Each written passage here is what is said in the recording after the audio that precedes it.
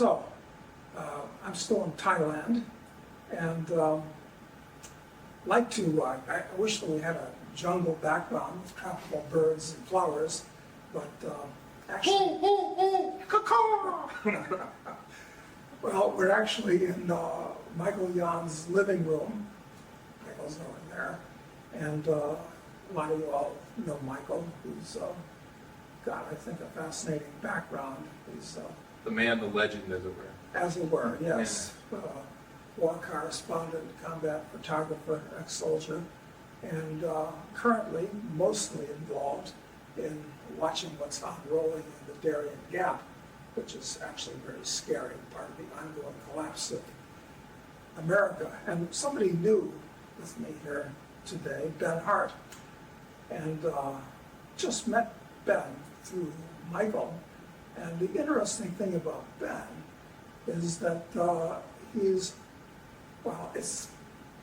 an American born and bred, as you can tell by looking at him. He's not a Thai, but he is a Thai. He's one of the very few Farangs, as we call foreigners, who's actually become a Thai citizen. Not easy to do.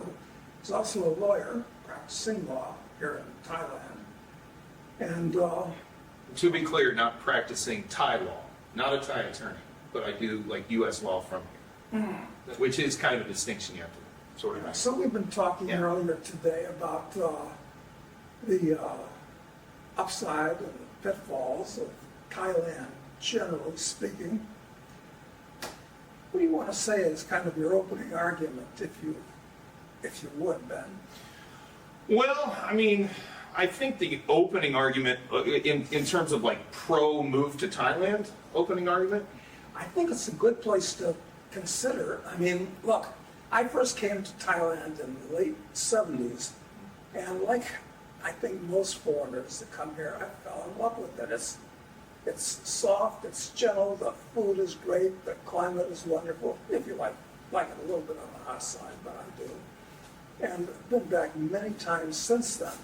But Ben, you've been living here for years. 17 years. 17 years. So you've got a lot more of a real nitty-gritty, boots on the ground view of the place than I do. I mean... Yeah, what I would say is the first thing that's the oddest thing about living in Thailand would be, it's the only place I've ever been in the world where the days go by like weeks and the weeks go by like days. And you really do feel that as time moves here in a very different manner to the rest of the world. Like you were asking me before we went on the air, like how long I've been here and how often I go back to the States. It takes you a minute because time really does kind of move slower. I don't know if you notice that being out here. It moves in its own pace. But the big argument for coming here is if you just want to, like I would almost just call it, in this world we're living in where everything's so chaotic and there's this constant culture war and this constant sniping back and forth between all the different sort of factions of the West, be it male, female, or whatever political persuasion, everybody's always arguing. If you just want to live kind of a normal life and kind of do whatever you really want to do, I mean, within certain bounds of reason, Thailand's a pretty good place to do that. And if you want to do it, be able to, I mean, the one thing I really have enjoyed about living here, if you want to think of it from a socioeconomic standpoint, is they seem to actively encourage and enjoy having a middle class, whereas in the West, they seem to be constantly trying to destroy it. Yeah, eradicate it from the earth. That's a big one that I would say I'm in favor of. The other thing is if I'm selling it to somebody, it depends on the age group and it depends on, honestly, the gender. If I'm talking to a 25-year-old guy, then the obvious one is, hey, if you're a single dude and you want to come out here, there's a lot of beautiful women, the weather's great, everybody's having a nice time, come on out. If you're a retiree, I think the way I would say it would be different, although there's many single retirees too, so that there's that element of it. But it's also, I'm not going to say it's a cheap cost of living, but it's a far more reasonable cost of living than what I see sort of in the West. So I think the sales point, or the sales pitch, I should say, for coming here would depend on what you're looking for, and it honestly depends on how old you are, because we're starting to see a lot of these new young guys pouring in. We were talking about the digital nomad phenomenon. We can get into that if you want. But we're seeing a lot of these younger guys pouring in, and they have a totally different subset of things that they want. I mean, what I'm finding really interesting is I've talked to some young guys here since they just got here, and they'll tell me, wait, so you can just date girls here? It's not this big game and everything's on these online apps and you got to play all this gamesmanship. You know, you just ask a girl out, she'll go out on a date with you. That's a big selling point for the young guys. I think most of the retirees are just happy to get out of the culture war and basically get someplace where it doesn't cost them $100 for a beer. So, you know. Well, you know, I've wound up basically, since the direction the U.S. is going scares the hell out of me at this point, and we're speaking less than a month before the election when everything could change radically one way or another. But of all the places in the world that I've been to, it boiled down for me to either Thailand or the southern cone of South America, which is odd because they're at the antipodes geographically and at the antipodes culturally. Opposites, but I like them both. But you're probably here for the duration in Thailand, right? Yeah, we were talking about, you're also a Yellowstone fan. Yes, I am. Well, a Deadwood fan when it comes to Westerns first and foremost. Yes, that good call. But I do like in Yellowstone, they have the character Rip. Yes. Where, you know, Rip tells young Jimmy at one point in the show, he says, you know, all these other folks come and go out here. And believe me, in many ways, Thailand can feel like an airport terminal, you know, on certain days because you see so many people coming and going through Thailand. And it reminds me a little bit of Vegas in that regard. I was in Vegas briefly. I worked in the casino business. But, you know, like Rip says in the show Yellowstone, you know, we die here. So I'm kind of one of those guys at this point. You know, I'm just, Thailand's been very, very good to me. I love this country, and I still love America, and I love my country. My government I have serious issues with. But at the end of the day, you know, I've been here 17 years, and it's been good to me, and I see no reason why I would ever leave. So let's figure an American wants to spend time in Thailand. It's a 2-month visa on arrival, and you can extend it for a month. That's just, no, that's not even a visa. That you can just get on a plane right now with your U.S. passport, for example, or really any passport that's in the AUKUS countries or the EU and much of the rest of the world. There's 93 countries now on this list. You can just get on a plane, fly into Thailand. They will stamp you in without a visa for 60 days and the option to extend by 30 more. So, Masako, how long was your visa? You're from Japan. Yeah, it's the same. 60 and 30. days for Japanese too? Right. Yeah. Japanese Yeah, are yeah. extremely welcome in Thailand, as you know. Favorite tourist nationality? I think I'm safe to say amongst the Thais, it's definitely the Japanese. Definitely. Yeah. After much experience in Thailand, I've told you that before. Yeah. You are like a superstar. Everybody loves you because you are Japanese. Yeah. And Masako. Thanks to the ancestors, the history between the royal family Right. in Thailand Right. and the Japanese royal family. Right. Oh yeah. There's a lot of history there. Yeah, interesting. Important history, you'll know. Yeah. Yeah. Save that for another time. It's Yeah. really important. Yeah. But let's suppose somebody spends some time here, maybe living in a hotel to start with, and you decide, you know, I'd like to spend a lot more time here. I'd like to buy a place. Now, what are the options for buying land, a house, and a condominium, preferably on the beach, I guess, unless you go up north to like Chiang Mai. So what's the deal? Is it easy, hard, dangerous, costly? What's the story? Okay, condos. Let's go easiest outward. Condos are really the bedrock in my mind. I really think there's sort of two fields of thought in Thailand amongst, I guess I could say, the expat community, which there are probably those in the expat community who would say, well, you already became Thai, you're not part of us anymore, sort of thing. But I still think that way, and I still have to deal with, you know, the problems of those folks and what I do. But I like to start with the most rock hard, rock solid. You can absolutely buy a condo here and you can own it outright. You can have full title to it, what's called Shinote title, which is what we would call in the context of the common law, sort of fee simple absolute title. That's the equivalent of like Chinook title here. So you can own your condo, no problem. There's quotas on it, so you'll find buildings sometimes that'll be very popular, especially here, like we're down in Phuket in resort areas. That happens all the time, where the foreign quota can only be 49% of the overall complex, and you will see a lot of times the foreign quota will fill up because everybody wants to be in that place. But at the end of the day, that's kind of designed so that, you know, Thais can continue to basically enjoy their own country and not be sort of run out and have these sort of Farang only buildings and whatnot. Then you get out to things like leasing. You can do a 30-year lease very simply, well, not simply, but in a straightforward manner. There's nothing easy, as you know, in Thailand with anything, especially legal work and sort of administrative stuff.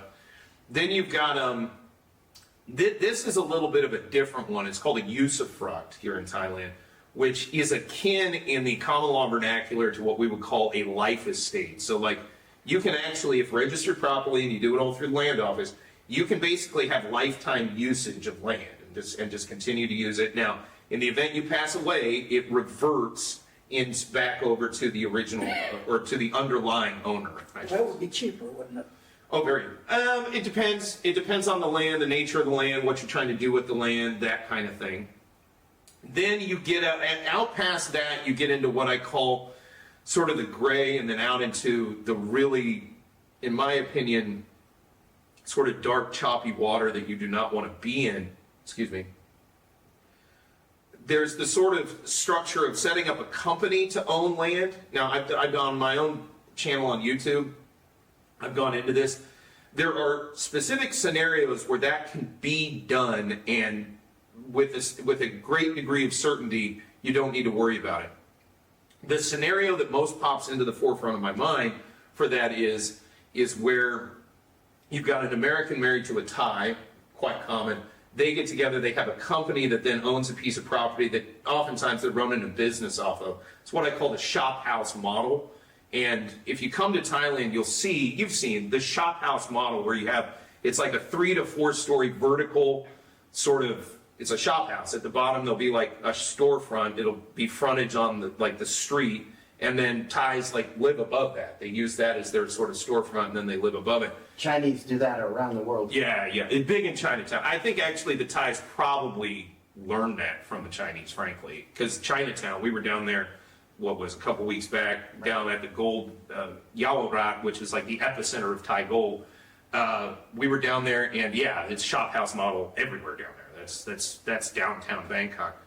If you're doing that with like a spouse, there's a way to structure that where you can sort of protect your interests and gain use of the land through the company. But what you will see oftentimes here, in my opinion, it's the juice is not worth the squeeze. The risk is just against the reward. And there are other structures, by the way, and case specific, you can set up things. But when you're just using sort of a company as a pretext to like own land here in Thailand, that can lead you into some real problems. I've done videos on it in the past. We've even seen law firms here in Thailand get raided over that issue. The Thais take their real property very seriously. As I've joked in the past, and one of the first times I met you, Michael, you said, yeah, it's right on the door. It's Thai land. That's the right. deal. That's it at the end of the day. And I mean, it really is kind of that simple. The Thais are not really interested in foreigners sort of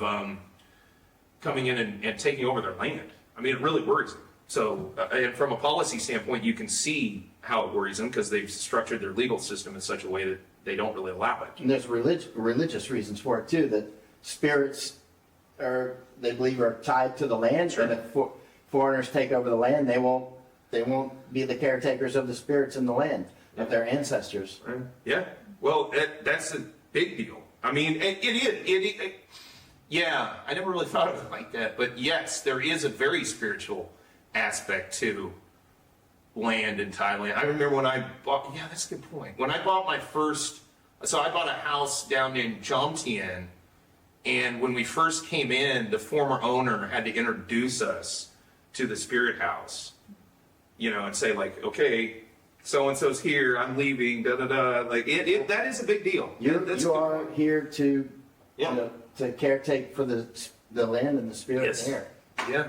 No Very danger, no serious. danger that millions of people from an alien culture are going to invade Thailand and walk across the border and be paid to do it. Not as long as they have that way about them, which is a good, Teflon Thailand is still strong. Yeah. There are information war attacks on Thailand, that's very clear. Sure. But we can save that for another time. Sure, But- sure. But, you know, Thailand, they still feel Thai.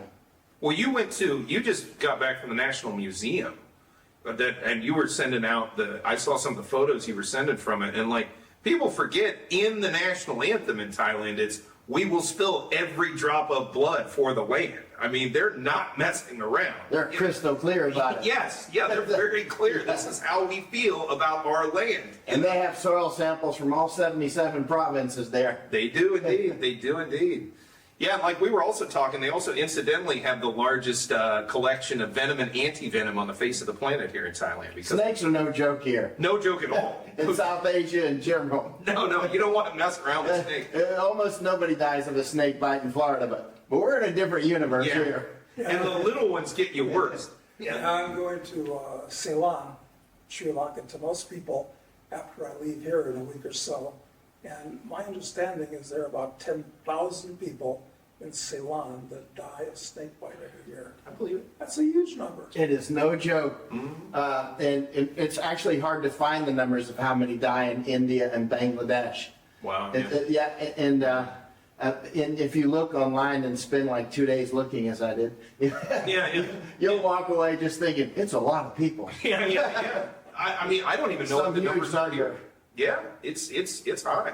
So what's the big downside, the big risk of spending a lot of time in Thailand or buying a condo here?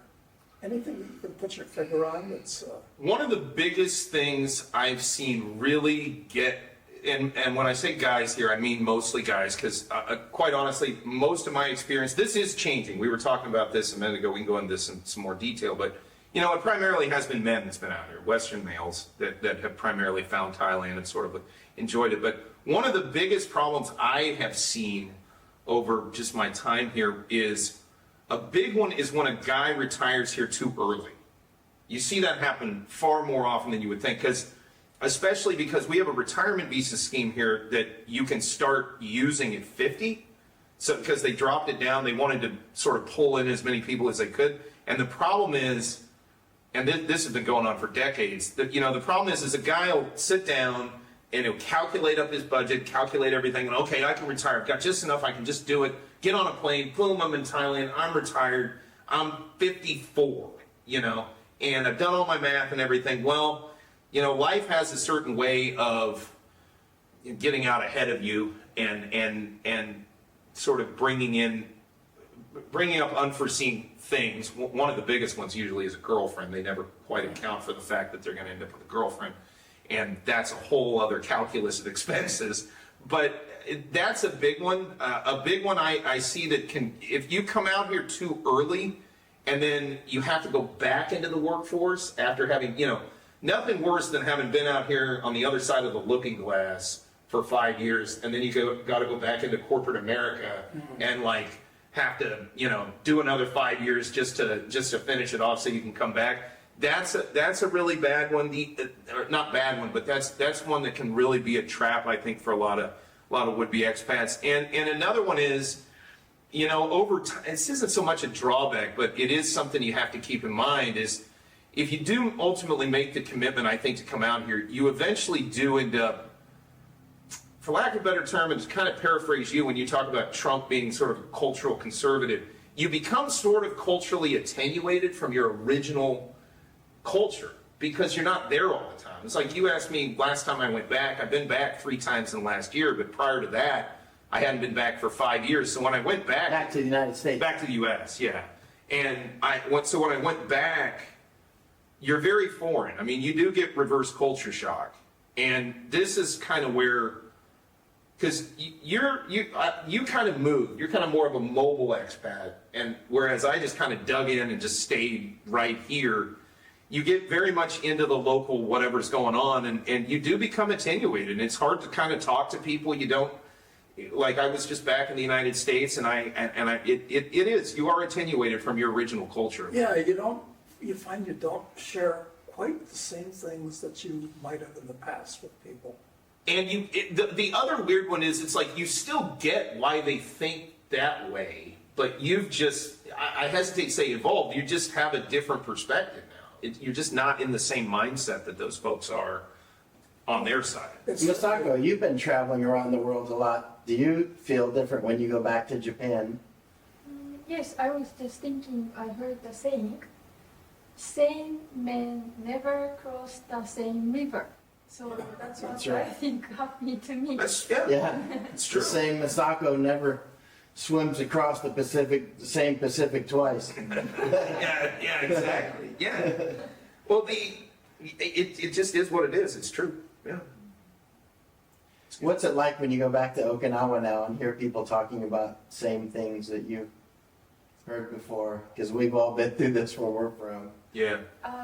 Well, especially maybe Okinawa, where it's very like tiny island, and our dream is to go to Tokyo. It's like a mindset. That's your New York. Yes. So, Right. I used to look at the world like Oriental people Mm-hmm. and Western people, and white people equals American. Okay. That's what I thought, but Right. it's very different. Mhm. And I have very interesting experience when I met a woman from UK, and I thought white people always talk direct, so I have to be direct. Mhm. So I talked to the point, and she said, "You talk like American." Yeah. I was so surprised. Yeah. British and American people and many other countries, they have very different culture. Mhm. But if you don't travel, then you don't know. Yeah. Yes. That is the biggest one. That if they don't know, they don't know what they don't know. Yeah. And so when you're talking to, at least for me, when I talk to people from back home, I just end up in these conversations that end up in the sort of, and no offense to anybody, but just like a sort of cul-de-sac, because we just get to the point where it's like they clearly don't even understand where I'm coming from. So that's a big one. Well, but you're at the advantage because you have had experiences that they have not had. Sure. So you've got extra dimensions that you can play with. What do you think? If somebody wants to do something here in Thailand, is there any kind of a business adventure or more likely investment prospect that you think people might be interested in? Well, I mean, not sure how far down this rabbit hole you want to go, but one of the biggest pieces of news is obviously the legalization of cannabis here in Thailand, and all the foreigners are obviously looking at that. My personal opinion is that's what's that song? All the gold in California is in the bank in the middle of Beverly Hills in somebody else's name. I kind of feel like if you were coming out here to do that at this point, it's kind of like one of my forebears and my namesake Benjamin actually was a 49er. He was born in Ohio, and then he traveled around South America, and he came back up to California because he wanted to go to the gold rush. Except he got there in 1851, and all that had been locked up. That had all kind of been sorted out. It in a sense, I guess the point I'm trying to make is if you're going to come out here, there's a great old joke where how do you become a millionaire in Thailand? Well, easy. You invest $3 million and you'll be a millionaire. That's not always the case. Look, I came out here and made it. I had a good run. But if you think, two things I see the foreigners constantly run out here and do is, one is they come in and think that they have some new innovative way of doing something that the Thais clearly never thought of themselves, and so I'm going to make a mint doing it this way. Oftentimes the Thais probably have thought of it, and they're doing it their own way for a reason. So in that sense, you got to watch yourself there. But there are a lot of opportunities here at the end of the day. I mean, in multiple different fields, we're seeing big tech come out here big time. Google's putting in $1 billion. I'm hearing Apple's throwing in serious money out here. Like, all the tech is coming here. Well, not exclusively here, but Southeast Asia. There are multiple ways in which to invest, and they're quite a bit cheaper than what I understand is, sort of run-of-the-mill sort of company setups, business visas, work permits. We do a ton of that. When I say it's mostly my very dedicated staff who I couldn't do anything without. But yeah, we set up companies. Also the other thing to bear in mind is, Americans, this is also one of the few countries really in the world where being an American just by nationality has inherent benefits. We have this treaty with the Thais, it's 190 years old, that grants us what's called national treatment here in Thailand to do business. Now you have to get certified under the treaty, there's some formalities associated with that, but standard, other nationalities have to come out and deal with Thailand under what's called the Foreign Business Act, which basically in the vast majority of cases results in a foreigner having to set up a 4951 company type setup in terms of control or in terms of shares in order to do business in Thailand. Americans can avail themselves of the Amity Treaty, and basically their company will be treated with national treatment. It would be operating as if it were a Thai company. There are also, in my opinion, a great many tax benefits from the American perspective in setting up an Amity company. I won't deep dive into all of that, but the big one is you can do business 100%. You can own your company here by dint of the treaty. There's really no other jurisdiction in Southeast Asia that quite has that benefit. So specifically for Americans, there's a number of major benefits to investing and doing business in Thailand, absolutely. A unique place where it's actually a benefit to be an American.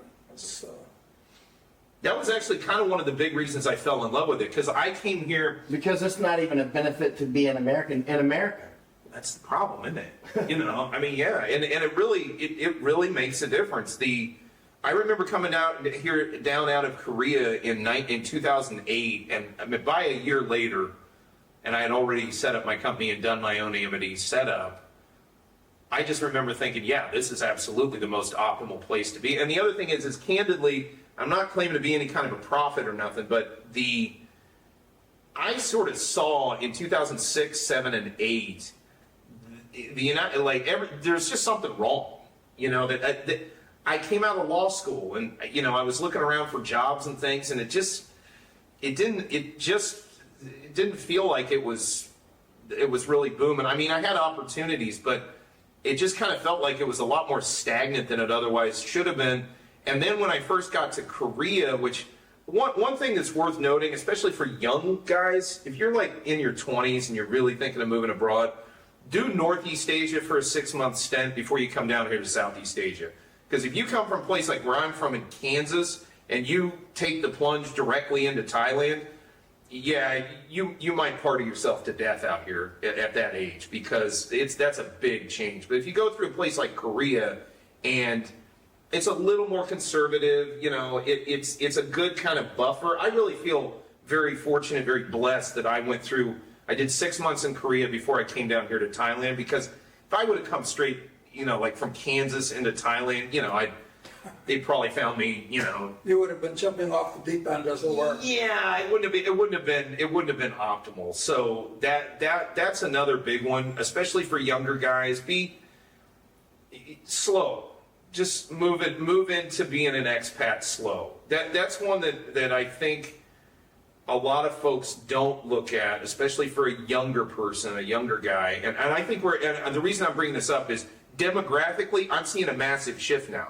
Quite candidly, up until about 2 years ago, the vast majority of the guys that were coming here, again, primarily men, although we're seeing a lot of Western women here too, and that's kind of interesting in its own right. But for the past 2 years, I've noticed the demography has shifted rather wildly, and we're now starting to see a lot of younger guys.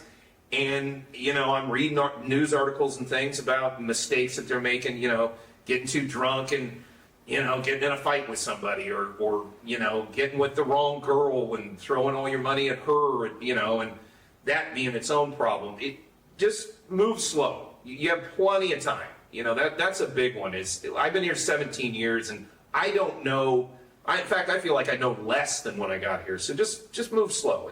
Let's talk about the police and the law and the political situation here in Thailand. Any caveats in those areas?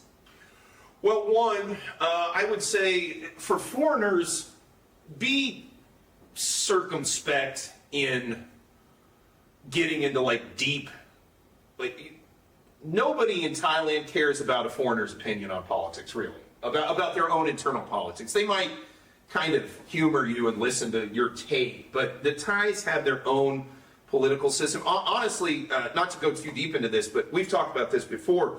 To my mind, the most analogous state in the Union to Thailand is Louisiana, for a variety of different reasons. But one, I remember the day I discovered this. I was sitting with this old timer in a place, and this guy goes way back. He goes back to Hamburger Hill. You may have met him. We can talk off camera. I don't want to mention his name, but and we were sitting there talking. He's from Louisiana, you know, and again, he goes way back. He was in Thailand and like Vietnam and all of this. And married Thai, very, very, very connected, sort of woven into the fabric of Thailand. And we were talking about sort of coming out here and getting set up. Sorry, I lost my train of thought. Where was? We were talking about legal, political. Right. Oh, New Orleans. Yeah, Police. Louisiana. Louisiana is the most. So he was from Louisiana. Louisiana is the most, in my mind, as close to apples as you're going to get in terms of what to expect, how it is to live here, kind of what the legal system's like. Both are civil law countries, and both are their own unique twist on the civil law because of the sort of circumstances and accidents of their geography and timing. One of the big observations I made when talking to that old-timer guy was, you know, it was just like an epiphany. Thais are a maritime people, but they're not an ocean people. They're a river people, you know, and that's very similar to like Louisiana. And then sort of even demographically, when you look at Thailand, it's a long country, the way, you know, like Louisiana is sort of shaped like a boot, you know, it's kind of long. Yeah. And the northern part of Louisiana, which is sort of Protestant, you know, up north, and then the southern part, which is kind of Creole Catholic, very, very different from one another. Again, Thailand has these sort of similar dynamics to them. So when we're talking about the law, if you want sort of to view it through any kind of an American prism, view it through New Orleans. If you're looking at Bangkok, kind of view it through like the prism of New Orleans. And even sort of the relationship between Bangkok and Ayutthaya, it's sort of like New Orleans and Baton Rouge. You know what I mean? Like where Ayutthaya is the old capital, Baton Rouge is the actual capital of Louisiana, but all the action is in New Orleans, sort of the same, where Bangkok, all the action's there. In any event, with regard to the law, so it's civil law. Again, it's its own twist. It's got its own nebulous nature to it. It's got its own twist on these notions. Now, as far as politics goes, I find Thai politics fascinating, but you have to immerse yourself in it and be years into it because things will happen today because of actors and something that happened a decade ago. And if you don't know that and what was going on back then, you won't know why this is happening now. And the other thing is very much, again, like Louisiana, there was a great biography about Huey Long where they talk about in the sort of the preamble, I can't remember what the title, I think it was just called Huey Long. If you want to reference this, if you want to do a deep dive on it, one of the chapters is called Sit Down Isom, I-S-O-M. It was the name of this guy. He was in their legislature. So if you want to find that book, which biography I'm talking about, it's Huey Long, and one of the chapters is called "Sit Down, Isom." In the preface to the book, they talk about how like the families in Louisiana were these old families, and their alliances were constantly shifting. They were all actually descended from people called the filles de cassette, the casket girls, the hope chest girls. They were all descended from them, but they all had like these differing factions, and these alliances would just constantly shift and move around. It was just the way of it. There was no point in it. Didn't operate structurally or institutionally. It operated through these like family syndicates, if you will. Very sort of similar to Thailand. Things sort of operate think of things less as like the way that we say, well, this has to move through the House of Representatives and then the Senate and then the this and the that. Does it gain enough sort of momentum among enough circles that it then gets into Parliament, that then something happens from it? and things can operate on a much more local level. Meanwhile, there are a ton of complete misnomers about the police here. You know, first off, let's preface this by saying, look, there's police corruption everywhere you go. It's just sort of the nature of the beast. I mean, it's one of the reasons you're very libertarian to the point of ANCAP, and I'm sort of, you know, in that same ilk, although I'm kind of just a personal liberty guy. That's what I really dig. But the point is, the police, all these misnomers about the corruption of the police. Again, I think a lot of that is highly over-exaggerated. Secondly, quite honestly, throughout my tenure here, my time here, I've seen the police as being nothing but, I'm not saying they're perfect. There's been scandals and things, but my personal interactions with them have always been, they're pretty darn professional. And by the way, this is just on a personal level, you have to try to go to jail in Thailand. I mean, you got to go out of your way. That's my experience too. Yeah. Whenever I see foreigners going to jail and they're blaming the cops, I'm like, yeah. Pretty sure every not. time I've seen that, you've been a drunken fool or something. Yeah.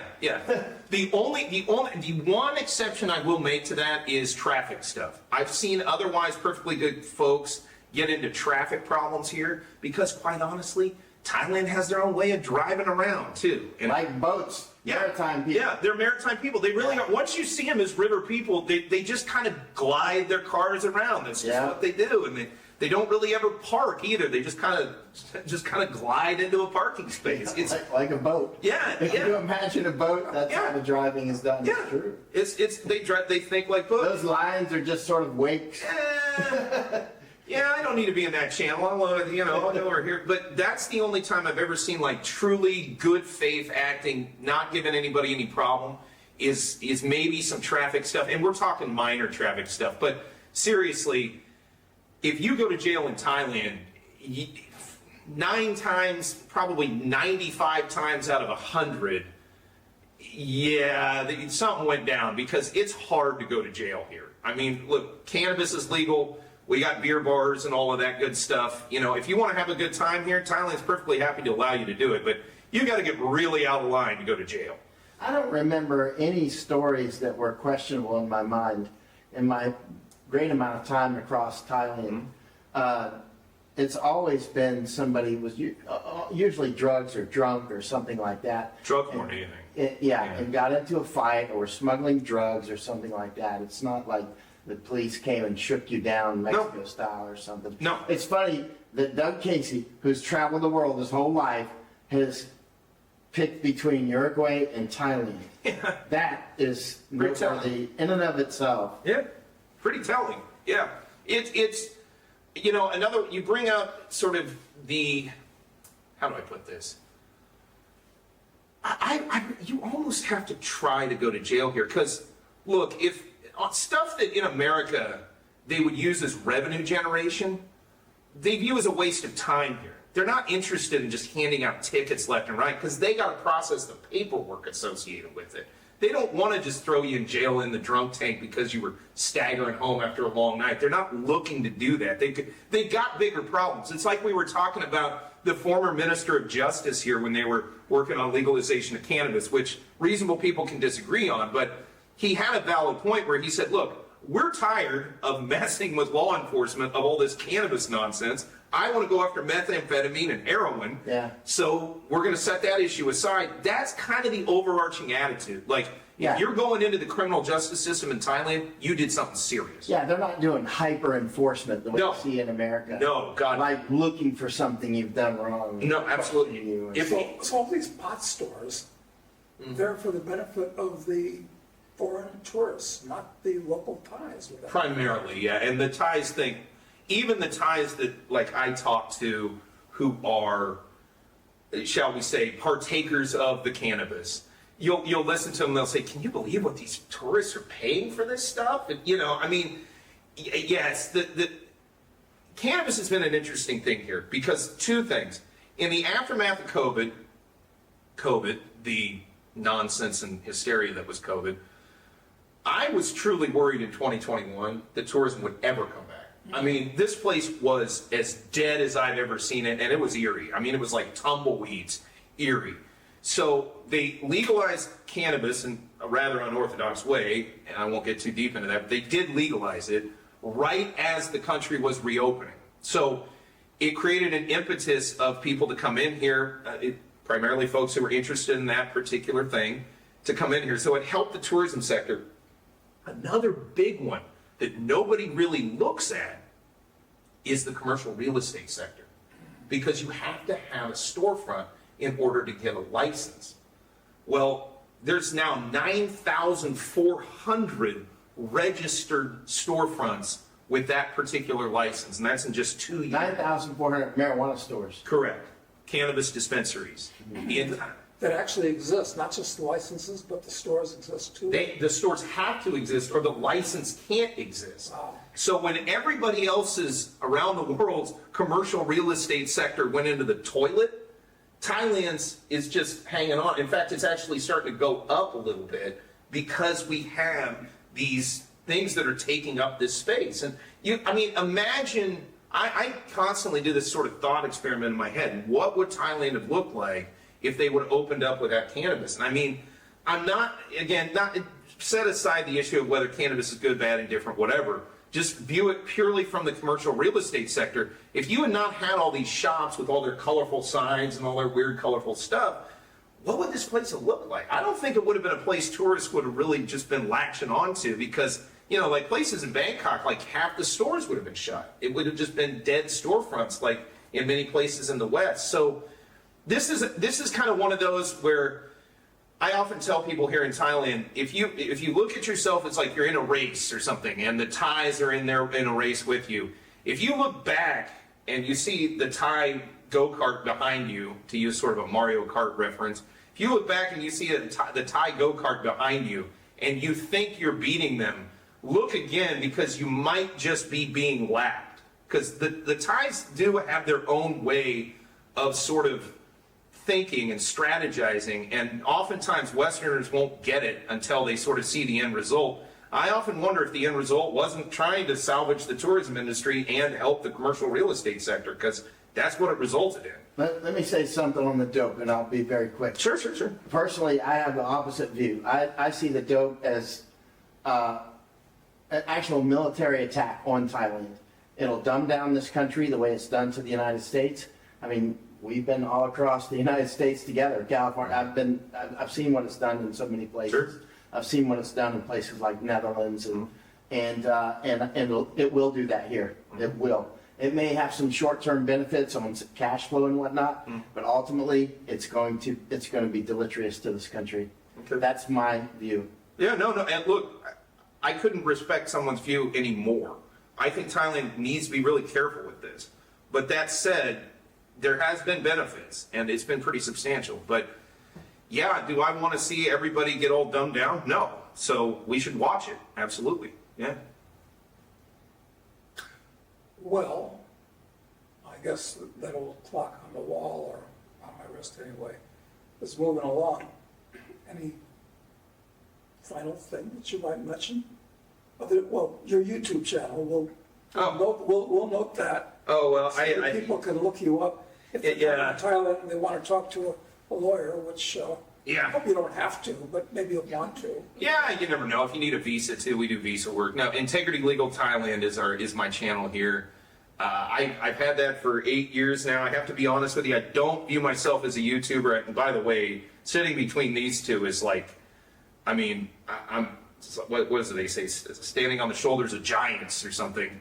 These guys are a whole other level than me. But yeah, I started that channel 8 years ago. I kind of viewed it as more informational than anything. Obviously, there's a promotional element to it. We do some news and views and things on it. But yeah, for the most part, it's just information for expats, legal information, immigration information for folks that are looking to come to Thailand. Yeah. Imasako. What I have been learning since I visited in this country is that Thailand has a resilience in terms of gold. Oh, That's what I've been learning, and it's very fascinating about this country. About gold, yes. Gold is, This is another one where I think Should that, we talk about that in a separate program? but we can, but just Because one. we got the gold man. Yeah, we got the gold And we guy. got a man who knows about Thai gold. Yeah, that and we might- got two students. Yeah, that might be one for a separate one. But weights and measures, folks. Weights and measures are far more important than anybody ever gave it credence to. When I learned it, it was like an epiphany. So yeah, happy to talk about that. Yeah, for sure. I mean, And Thais do love gold, Oh, just like the Chinese love gold. And the Indians. And the Indians. Yep. This is a you'll find out department for Americans, I'm afraid. oh yeah, and the Vietnamese and the Japanese need to find out. But the Vietnamese know about gold, the Burmese, the Thai, the Chinese. Yeah. What did Soy tell us? Big brother has gold, little brother has cash. Yeah. Yeah, that's the truth too. It's a popular one here, but I can deep dive into Thai gold all day long. We went to the epicenter of Thai gold, which is Yaowarat, which We is need to. We should do it on a completely separate program. Yeah, sure do, This should is do, yeah. amazing because we got Doug Casey here. Absolutely. And you know what I mean. And I know everybody wants to hear about the gold. yeah, sure. Well, here we are in Southeast Asia, and for my money, I think Thailand's the place to be. I'm not crazy about Indonesia, except for Bali, which really shouldn't be part of Indonesia. And Indonesia's kind of a construct. artificial, it's really the Javanese Empire. Yeah, That's what it yeah, is. It's not yeah. going to last. And Laos and Cambodia are pretty backward, pretty different. And Burma, that's another world all on its own. I guess this is the, of course you've got Vietnam. That's Well, you just came off of Malaysia, though. and Malaysia, of course. And I do like Malaysia because when I first went to Malaysia 45 years ago, it was a different world than it is today. Of course, Thailand's a different world. Bangkok is a different world. Well, and way back then, you didn't have this immense resort complex here on Phuket either. So things are changing. I wonder what things will be like in another 50 years. I just hope Ray Kurzweil is right and you get to live to 120. Yeah, well, there's a good one. But with the body of a 60-year-old. You got to go to Okinawa for that at Ogimi, where Masako's from. An old. Actually, Masako is 400 years old, but she's from Okinawa, where women look like this when they're 400. Wow, that's pretty cool. That's why she's so smart. Oh, very cool. Well, okay. 400. Well, Masako, I'm glad you're here. I'm glad we're all here. This is just a great part of the world to be. An old hand once told me, you were talking about Malaysia, an old hand once told me, he said, Malaysia is Thailand without the neon lights. Actually, I think he said Kuala Lumpur is Bangkok without the neon lights. I'd say that's pretty accurate. I like Malaysia, by the way. It's just a little more subdued than Thailand. It is. It's I that, like it's, Malaysia too. it's that it's that Muslim overlay which makes it a little bit more uptight. It's like actually KL's like a version of Singapore, but a low cost version of Singapore, but Yeah. very nice, underrated. And there aren't many Americans that go to Malaysia. Yeah, and your last trip to KL, which for those who don't know is Kuala Lumpur, the capital of, because we call it KL. Yeah, Everyone yeah. here calls it KL. KL, yeah. But KL, like you mentioned before, you were talking about KL the other day. You're like, you didn't see any Americans there, did No, you? no. I don't remember seeing Americans in KL when I go. Yeah, very strange. But I like it. Feels safe. Yeah, I never really thought of that. I mean, that could be the British influence. And again, I think more Americans had a lot more contact with Thailand, especially the older generations that were in like Vietnam and stuff like that. So that could account for it. I never really thought of that. There aren't a ton of Americans down in Malaysia. It's interesting. Yeah, but it's true. Well, Thailand's my number one place. Yeah. Mine too. Yeah. Mine too. Most assuredly, yeah. In Asia, and I've been all over Asia, I'm maybe 25 countries in Asia actually for 18, 19 years. The two countries I would live in would be Thailand and Japan. Yeah. Although there's a lot of other nice countries, but these are the two that I would live in. Yeah. Makes sense to me Yeah. too. I can do Korea. I mean, I lived there before. They're nice enough and everything, but Koreans are pretty intense. And the weather, it gets really cold in Korea. And there is something strange going on in Korea. The reproduction rate is the lowest in the world, 1.2 babies per woman. Wow. And 2.1 or 2 is what you need just to keep the population level. Right. So in 100 years, if it continues at the current rate, Koreans won't exist. Or they'll all be North Koreans. Yes. I don't think North Korea is going to last that long. Yeah, you're either. probably right. Well, all right, let's put away the tools and see you guys the next time. Thank y'all. Thank you. Thanks, Michael. Thanks, Ben. Thanks, Ms.